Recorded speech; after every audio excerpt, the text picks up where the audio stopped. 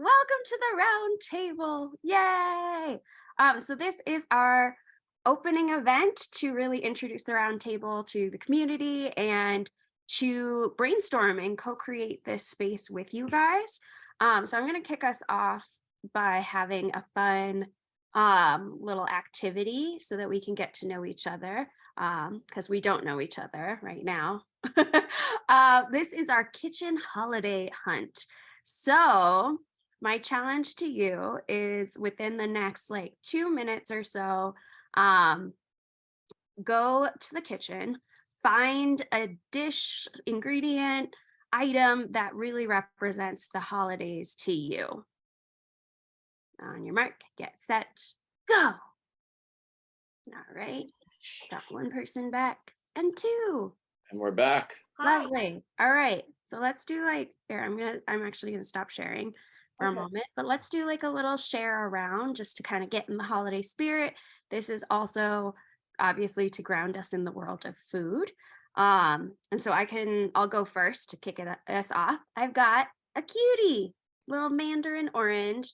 And this is because my parents, who are on the call right now, yay, they used to have my sister and I make pomanders, which is when you stick cloves into cuties. And it just smells or oranges, and it just smells so much like the holidays to me. And so this is one of my favorite things. And actually we'll be talking about that in bite-sized later on this month. All right. Okay. Mom or dad, do you want to go? Why don't you go? I will go because I have cloves, whole cloves. Because I mean the smell, it's the smell. The smell It's is lovely. amazing. And you can create pomanders, which I didn't really know there was ever a word Mhm. until you taught me. But you can also throw these and cinnamon sticks and other yummy Christmassy smells into a pot of boiling water and it will just waft through the house. Mm, So that's nice. the smell. Nice. Love it. All right, and I've got blueberries. For some reason, blueberries. Uh-huh. Blueberries for me have always represented the holidays, whether it's blueberry muffins or blueberry pancakes, even if it's not the holiday season. For Hmm. some reason, I always connect blueberries with, the December. So Oh, I love that. since I was a kid, so anyway. I Nice. didn't ever know that. Did you guys eat a lot of blueberries, like, around the holidays when you were kids No, too? I don't remember. Yeah, I must have because that's how I connect the blueberries with the holidays. So whenever we have blueberry whatever, I always think, oh, this is kind of like Christmas. So, Oh, I love that. Well, clearly we're gonna have to do blueberry pancakes this year. right. Like, I feel like that's a sign right there. I love it. Well, thank you guys for sharing. I always like starting off meetings and gatherings just with like some sort of little activity to kind of ground us in the space and then also just start thinking about food in different ways. Plus, I learned two things about you guys that I didn't really know. I mean, Mom, you taught us the pomander stuff, but I didn't know that that was also like meaningful for you. And Dad, I had no idea that you did blueberries in the holidays. So just very exciting. All right, I'll go back to my presentation. So I'm just going to walk through a little bit about like why we created the Roundtable community, our online membership program, what we're envisioning at this point, how it works. And then I'm going to open it up to discussion. I would love to hear from you guys what you want out of this, because this is really a membership program that I want to co-create with everybody and really have it be the foundation of the museum as a whole and have a co-created museum. So origin. So this actually started way back in the day at your guys' round table, which currently sits in my apartment. So my parents had a round table and we would typically eat dinner there as kids. And it was always the time where we would process the day, we would talk about current events. We, as kids, were able to really contribute to the conversation and kind of grow alongside our parents and discuss some of those bigger topics.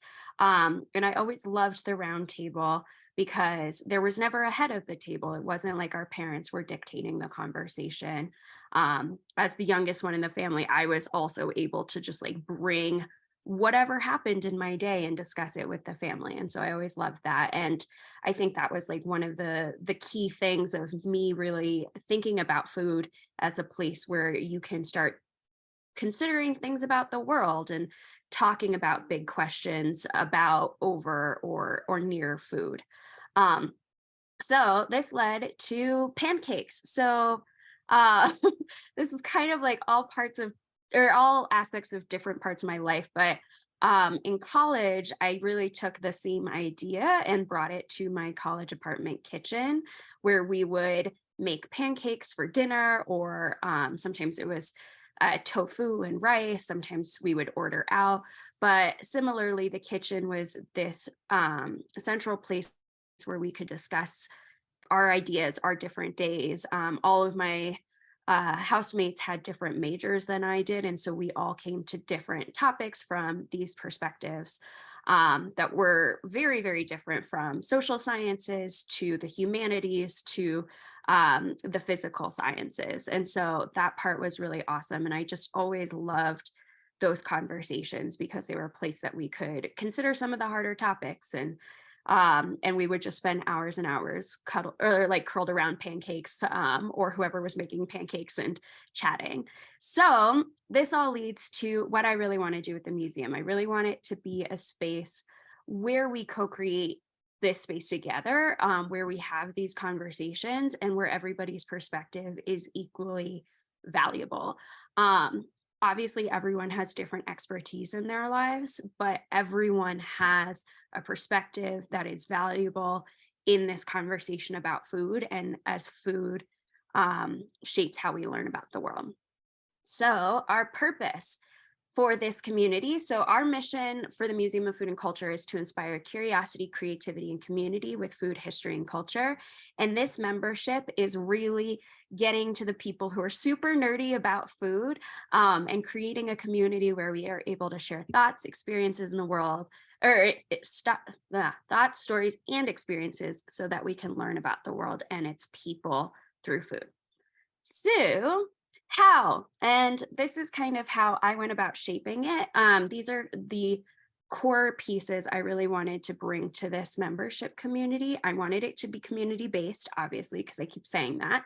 I wanted to have food stories be a very central piece of this community, where we're talking about not only current events, but cool histories, food across different cultures, some of those weird stories that you're like, wow, this adds nothing to my life except a little bit of delight and joy.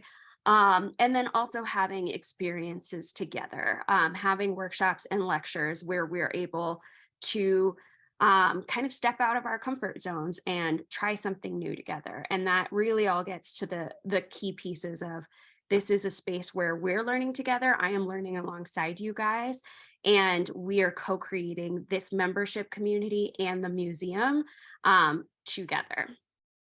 All right. So what it looks like. All right. So now I'm going to actually scoodle out of that, and I'm going to show you guys what this looks like. So I know that you both are already members, but I just wanted to give you guys a quick walkthrough of what the membership looks like. So when you log in, you get this feed. It basically looks like any sort of social media feed, and it's personalized based off of what you're following and what membership tier you join. So you'll see most recent, first, all that, including like the polls that we have and some of the fun history facts and videos that we'll be sharing on this feed. The other things I wanted to point out are kind of I think two of the things that are most unique to our organization in this membership community. So that's the bite size, which are the food stories that I was talking about. And that's within groups. And you go in here, and every Tuesday, we will be posting a cool little history story about a food that is related to the time of year or our theme. And I'll talk about themes in a little bit. So you can go and you can see the things that we have posted so far related to the Christmas holiday, Thanksgiving, and we're going to have some for Hanukkah and I believe Kwanzaa and New Year's Day coming up soon. And then the other thing is our story club. So this is, I always wanted a book club, but even though I work in the food studies realm, sometimes it is really hard to read nonfiction food studies books in your free time.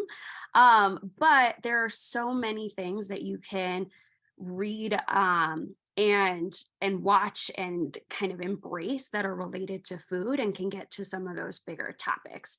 So I wanted to have a story club where it wasn't just hardcore food studies books for people who are already in this world, but things that you could read as someone who's maybe not necessarily a food studies professional, and things that you would watch in your free time.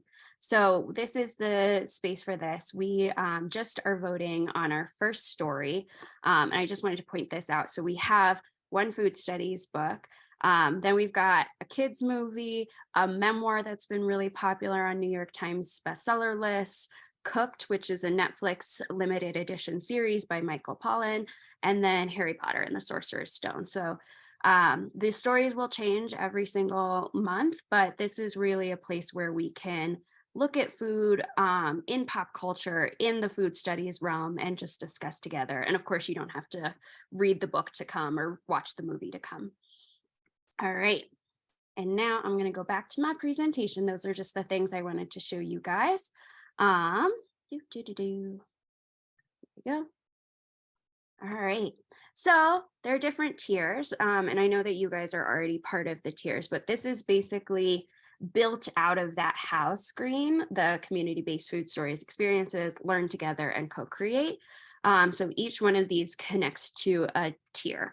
So the first one is all about that community-based element. So with this, you're getting entry into the community, you're getting fun facts, upcoming events, glimpses behind the curtain, and we're going to start having community member events called Knights of the Round Table, where we're just hanging out kind of informally chatting about food. And so this is like the entry level tier. The second tier is for the food nerd who's more excited about learning about history. So we've got the Community Story Club, which I just showed you, and the weekly bite size. You get that with the second tier. So you're learning a lot more about history and you're having more opportunities to connect with each other. Plus you get all the previous things. Cultivate is more for people who are interested in cultivating their curiosity with events, workshops, and lectures. So these people get early access to things, they get discounted tickets, they are able to ask specific questions to our event experts, our workshop and lecture hosts. And they also get to vote on the future museum programming, which is a pretty powerful thing because they are able to say, hey, I would like to learn about this next month. And I'll talk about how that works in a bit. Then we've got Grow. This is the person who is looking for all the opportunities to learn, connect, and grow. They are like super duper jazzed about this membership community. They get free access to all the museum events, workshops, and lectures. And then we've got a museum shop coming soon that they'll get a discount to. And finally, we have Make, and this is kind of our premium membership tier. This is for people who are super duper excited about the museum and who want to co-create the museum with us. So they get a members only tasting event just for the Make tier members. They get to join our board sessions, which is awesome. And then special museum goodies sent to their doorstep throughout the year. And those will be related to the themes that they are voting on. So super cool. This one is a super fun way to like engage even more deeply with the museum. All right, sneak peek. So I teased this a little bit. We have themes, and our themes are basically the way that we're going to organize 2023 in the membership community. And these will dictate what we're focusing on, what we're learning about, and you guys get the voice to say what you want to learn about, which is pretty cool. So these will be tied to like contemporary events, things that are more seasonal, food trends, other things like that. And so this is the sneak peek. This has not gone live yet. So since you guys are here, you get access to that. But we have a theme for January that people will be voting on starting actually on Monday and then voting through the 19th. And all of our content in the membership community will be based off of this theme. So it's a really cool one you get to vote for.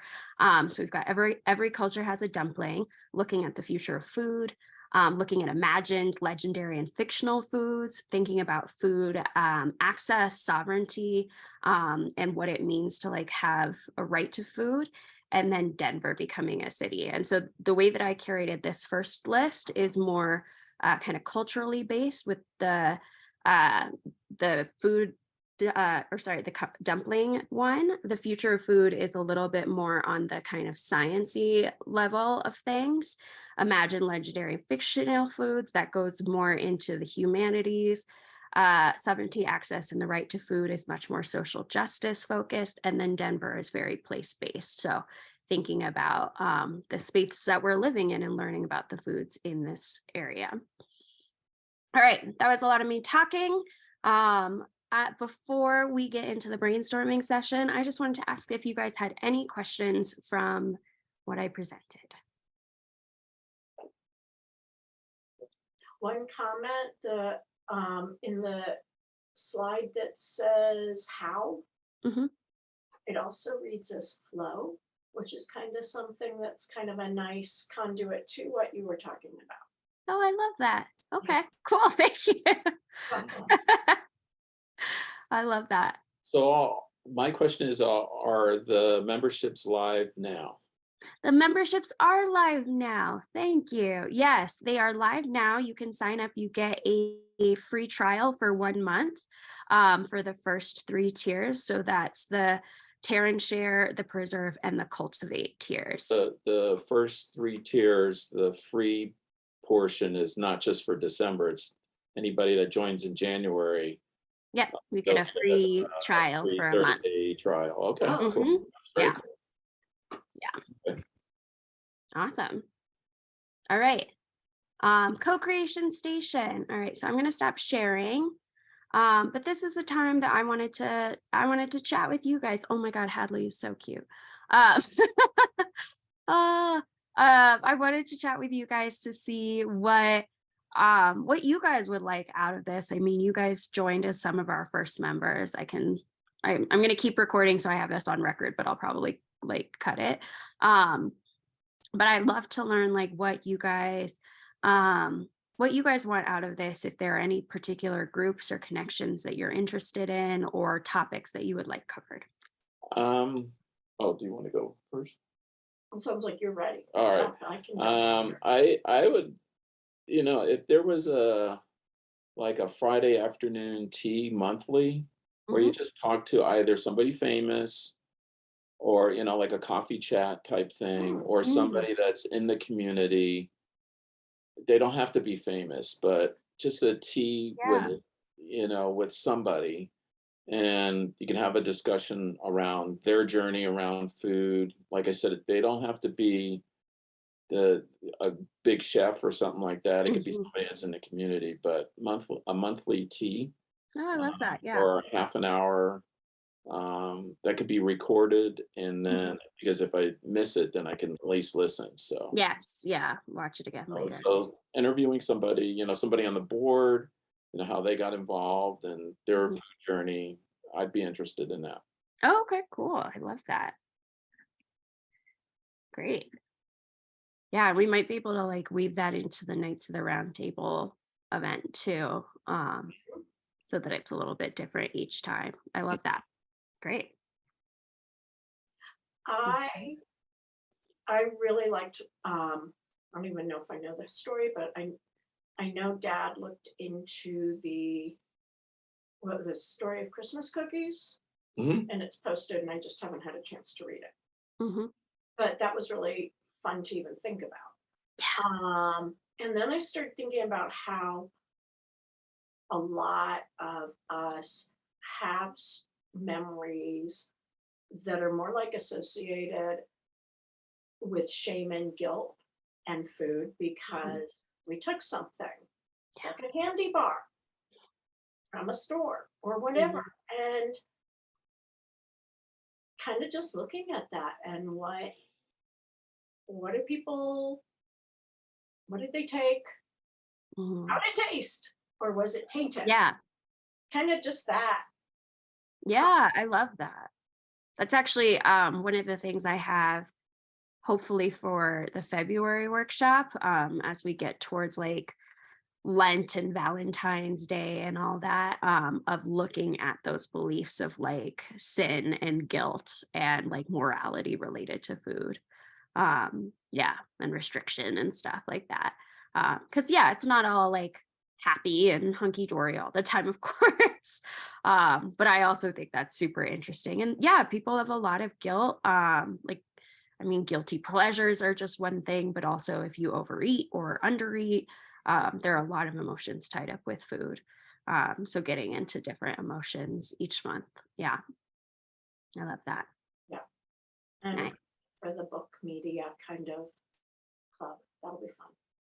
Yeah. Yeah. And what you were talking about too with the Christmas cookies, like we didn't focus on that this year, but that's kind of my goal behind Bite Size, of digging into those different stories. So like right now I'm researching Hanukkah Gelt for I think next Monday or the following. Yeah. Just to get into these things that like we kind of take for granted in our food realm, and like latkes are so much the part of the story for Hanukkah, and talking about the oil and the potato and all that, and that's also like really interesting to get into. But I was realizing like gelt is one of those things that is kind of ubiquitous now, but is actually like pretty new, and I didn't know anything about it.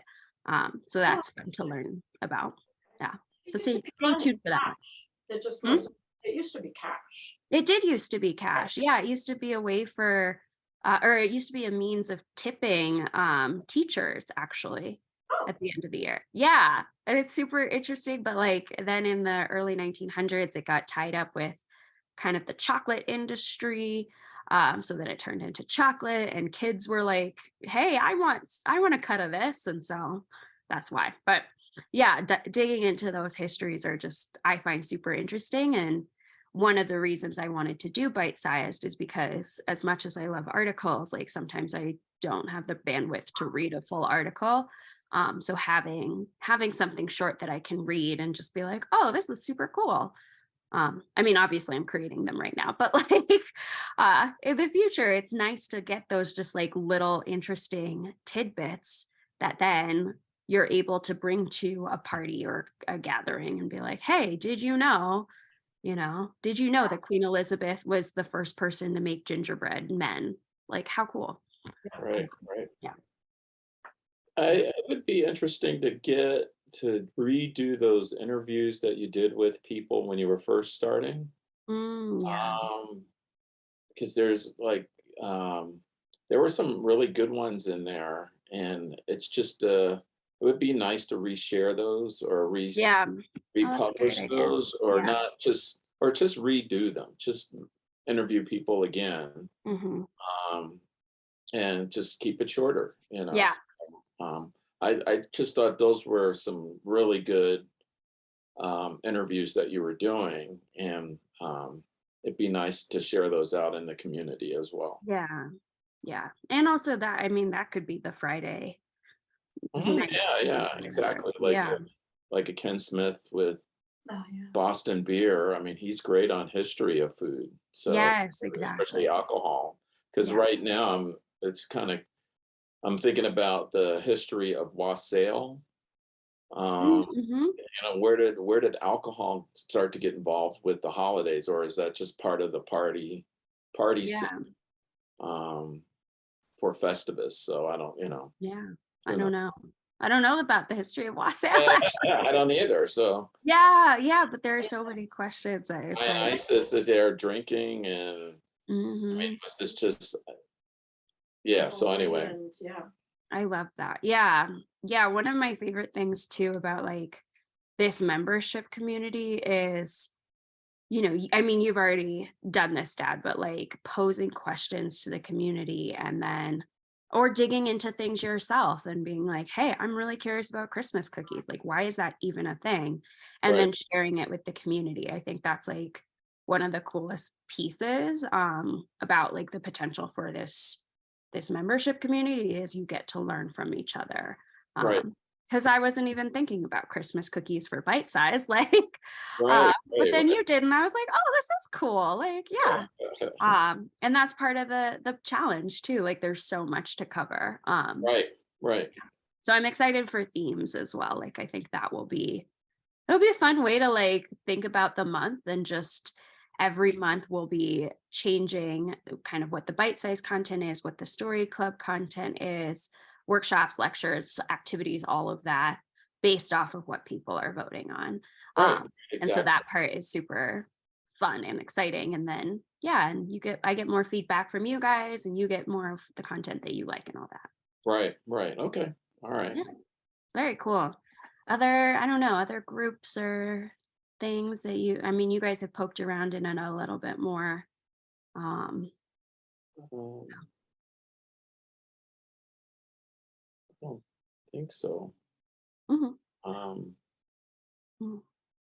I was just wondering, I don't know if it's possible to like, um, and maybe this is part of the Friday thing too, where you had a quote virtual tour of museum exhibits that were focused on food. Yeah, Oh, that's fun. Yeah. only a child, obviously, we saw that. Yeah, Yeah, that would be yeah, really cool. absolutely. Yeah, because there are actually, that's a great idea, because I was thinking about that. There's this really cool like virtual exhibit for Angel Island, which is, do you guys know Angel Island? It's like the West Coast version of Ellis Island. Oh, okay. So it's where a lot of the immigrants, primarily from Asia, came through immigration. And unfortunately, because the world, there was a lot of detention of those individuals, and they have this virtual exhibit about dining under detention and what the foods were like in those conditions for these people who had just like come from their homes, and they're immigrating to the US, and they're like, oh no, now we're here. Right, And right, so, and I was writing an article for that, and then I like the idea a little bit more of doing kind of a live, like, let's go through this virtual website together. right. um Yeah, that's great. Instead, yeah, or for the Julia Child one, or Mhm, I mean, History Colorado has the Rice and Resilience exhibit as well. mhm. I know Fort Collins has a food section of their content as well. So yeah, lots of opportunities. That's very cool. I love that. It would really wanted the Hershey it would Hershey be World. it would be good to, I know I talked about the Friday afternoon tea monthly, Yeah. but I know you work with students. It would Mhm. be good to, if you could have them interviewed or talk about their project on one of Mm, those yeah. sessions. It doesn't have to be a full Mm, hour, but it would be a great way to, for the museum to showcase what they have done. Maybe Yes. do a Yeah. presentation online or something like that. So Oh, nice. it sounded Okay. like they were coming up with some great information. It'd be kind of mm. cool to share that. So, That's true. Yeah. That's a great idea too. Yeah, I was like, so the stuff that we're doing with CSU, I'm turning into virtual exhibits right now. uh huh. Um, and so the membership community is going to get early access to that stuff, and then it'll be shared more broadly. Uh, Um, but I was like, I'm in the early stages of talking to Jeff for next semester, and was thinking that the membership community might be a cool space for the students just to be involved in. oh yeah, yeah, And same with Chatham too, like having the students present pieces of their work as they do their theses yeah, could be really cool. yeah, yeah. Absolutely, Yeah, absolutely. I love It that. would live forever. So, Yeah, yeah, exactly. Yeah. And have a community that like really is excited about it. yeah, yeah, absolutely. We're eager to hear about it. So, Yeah. Yeah. well, Love that. I had a question about the Mm. community and membership. If you do a pop-up exhibit, if you're out there in the community, will somebody be able to sign up for being part of the community, or is that this is kind of your entry into being a member of the Museum of Food and Culture. So, in other words, if you're at a farmer's market and you're talking about the museum and you're showing a couple exhibits and they're asking, how can I be more involved? Is the round table the way that they're going to be involved? Yes. Oh, Yeah. Roundtable will be the way they're involved, unless they're wanting to do volunteering, which I might actually even pivot to the membership community. I haven't decided yet. hmm, Uh, but yes, that will be the way that they're kind of involved. And so ideally, I think I'm gonna apply for a couple farmers markets this year, or at least one. yeah, And then have like some sort of sign up computer there at the space so that they could be like, yeah, I want to, go into the tear and share community, or, let's just start at cultivate. Let's see what happens. right, right. Yeah. Yeah, because there might be some opportunity out there in the public, especially if they see some exhibits that you Mhm. have, or Yeah, or it's something that you're running online from the community. That would entice people to want to be a part of. Um, definitely. Yeah. Yeah, and one of the things that I didn't even touch on this piece, like, um, was we're gonna create activities once per month as well, related to the topic that people cover. And so the topic that people are voting on for the theme. And those will be like at-home activities. So I've been sharing recently, I think you guys probably got them, the kitchen scavenger hunt, and then the mindful baking. Um, Activity guide, which will come out next week. All of that is like from different kind of programming that we've done. And I would love to like tie that into the upcoming themes. So obviously dumplings could be like, doing how to make dumplings with your kids, or if it's something that's like a little bit more difficult, like, or not difficult, a little bit more kind of on the social justice topic level of, let's talk about food access and food sovereignty. You could have an activity where you and your family or with your kind of community members could create like a food constitution for yourselves, or a food bill of rights, and mhm, then talk about like what it'll take to get that community to that bill of rights. right, So if you believe everyone should have access to healthy, affordable, and appropriate, like, or culturally appropriate foods, what does it mean that that is something that you guys value? Does that mean that you are volunteering? Does that mean that you are supporting local businesses that better reflect your community? Like, there are a lot of different ways we could get into that, but so an activity will be part of that. And then by farmers market time, we'll have at least like 4 or 5 activities that we can bring, that are just kind of these take home things for people to just start thinking about food in their own lives. right, right. Okay, cool. Yeah, all the things. Yay, cool. Um, yeah, any did you do? I don't know. Any topics, questions, things that you guys want to see other than that? Trying to think. Or goodies. Ooh, we haven't even talked about the goodies, the monthly goodies. Um, I like the tea idea Yeah. of goodies. Um, I guess for me, more food and community, stuff. What defines a community garden? What defines a food desert? What Yeah. is that? I hear those terms, but is there a definition of what is a food desert? Mm-hmm. Um, or what is that? So I'm more informed about that, I guess. Yeah. So Okay. more food So and connection to a community. So like, okay. And that's kind of, yeah, that's kind of like the social justice piece too. right, right, right, Because there are technical definitions of those things, right, but there's also a lot of debate too of like, right, is right. that accurate? Hmm. Like, and so that gets tricky. Yeah. Right. But okay. That's awesome. Cool. Yeah, and then the goodies I'm hoping will similarly be tied to the themes: tea, popcorn. We just did the popcorn at home. a little bit. But it could be like, I mean, I love the dumpling idea, but it could be like a little, here's how to make dumplings. and you get the activity guide, and then the ingredients and stuff are mailed to you. Or like with the Denver becoming a city, it could be all of these heritage foods from Denver that you might not have ever tried before. Mhm. So that is something that we'll be working on, and you guys are going to be our first like testers of that, which is great. Okay. Yeah. So Job. obviously tell me what you think. Yeah. Cool. Well, thank you guys for joining.